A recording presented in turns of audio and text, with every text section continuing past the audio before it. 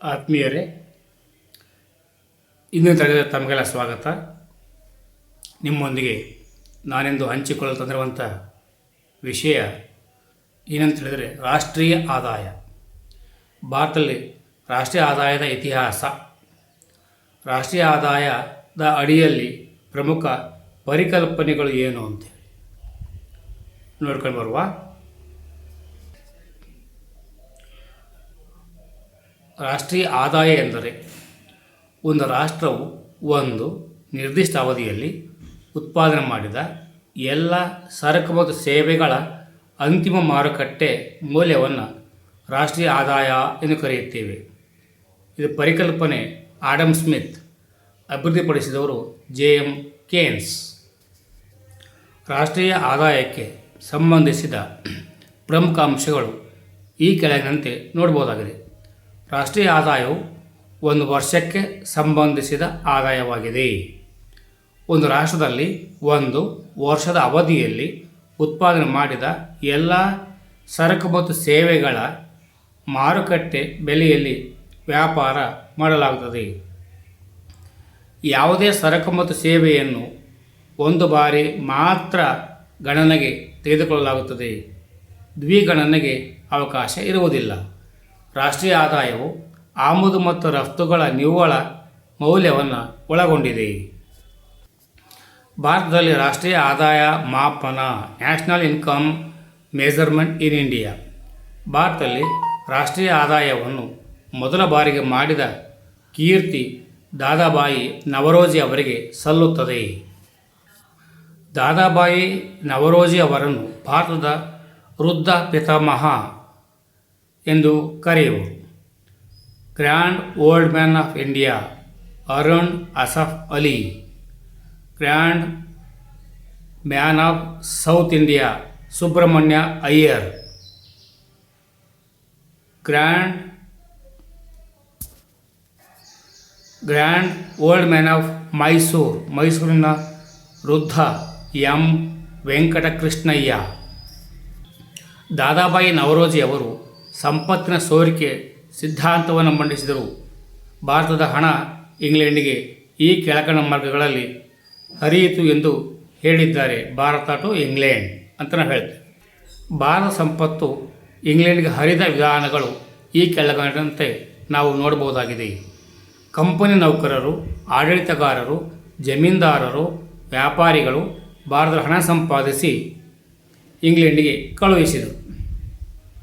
ಬಂಗಾಳದಲ್ಲಿ ಸರ್ಕಾರದ ದಿವಾನಿ ಹಕ್ಕಿನಿಂದ ಬರುತ್ತಿದ್ದ ಆದಾಯದಿಂದ ಭಾರತದಲ್ಲಿ ಸರಕುಗಳನ್ನು ಖರೀದಿಸಿ ಇಂಗ್ಲೆಂಡಿಗೆ ರಫ್ತು ಮಾಡಿದರು. ಆದ್ದರಿಂದ ಅವರು ಲಾಭ ಗಳಿಸಿದರು. ಬ್ರಿಟಿಷರಿಗೆ ಸುಂಕ ಮುಕ್ತ ವ್ಯಾಪಾರದ ಅವಕಾಶವಿದ್ದು ಈ ರಿಯಾಯಿತಿಗಳಿಗೆ ಭಾರತೀಯ ಖಜಾನೆಯಿಂದ ಹಣಕಾಸು ನೀಡಿದರು. ಇವರಿಂದ ಭಾರತೀಯ ಸಂಪತ್ತು ಇಂಗ್ಲೆಂಡಿಗೆ ಹರಿದು ಹೋಯಿತು. ಭಾರತದಲ್ಲಿನ ಕಂಪನಿ ಅಧಿಕಾರಿಗಳು ಸಂಬಳ ಮತ್ತು ಪಿಂಚಣಿಗಳು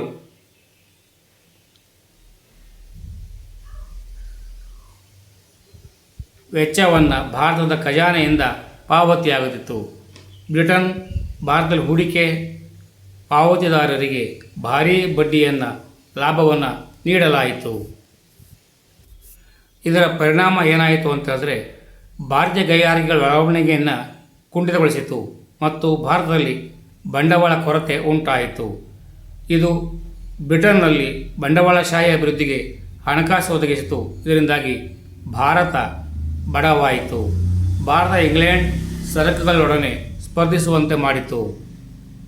ಬ್ರಿಟಿಷರಿಗೆ ಭಾರತೀಯರ ಹಣದಲ್ಲಿ ಮುಕ್ತ ವ್ಯಾಪಾರಕ್ಕೆ ಅವಕಾಶ ನೀಡಿತು. ದಾದಾಬಾಯಿ ನವರೋಜಿ ಅವರು ತಮ್ಮ poverty and un British rule in India 1901ರಲ್ಲಿ ಬರೆದ ಪುಸ್ತಕದಲ್ಲಿ ಭಾರತದ ಸಂಪತ್ತು ಹೇಗೆ ಸೋರಿಕೆಯಾಗುತ್ತದೆ ಎಂಬುದನ್ನು ತಿಳಿಸಿದ್ದಾರೆ. ಆರ್ ಸಿದ್ಧಾರ್ಥ್ ಅವರು ತಮ್ಮ ಭಾರತ ಆರ್ಥಿಕ ಇತಿಹಾಸದಲ್ಲಿ ಸಂಪುಟ 1 1901, ಸಂಪುಟ 2 1903 ಭಾರತೀಯರನ್ನು ಶೋಷಿಸುತ್ತಿರುವ ಬ್ರಿಟಿಷ್ ನೀತಿಗಳನ್ನು ದೂಷಿಸಿದರು.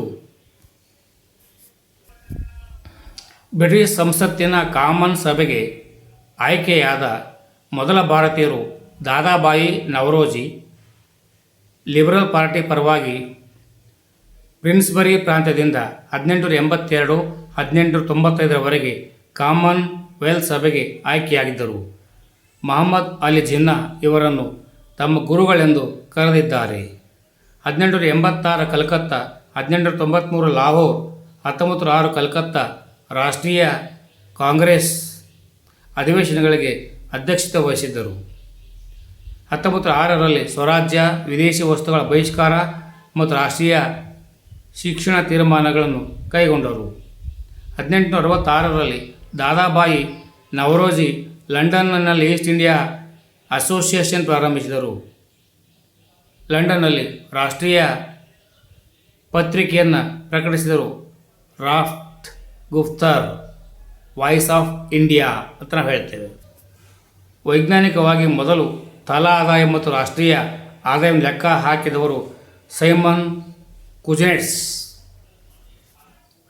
ಡಾಕ್ಟರ್ ವಿ.ಕೆ.ಆರ್.ವಿ. ರಾವ್ ರವರು 1925-29ರಲ್ಲಿ ವೈಜ್ಞಾನಿಕ ಆಧಾರದ ಮೇಲೆ ರಾಷ್ಟ್ರೀಯ ಆದಾಯವನ್ನು ಅಂದಾಜು ಮಾಡಿದ ಮೊದಲಿಗರಾಗಿದ್ದಾರೆ.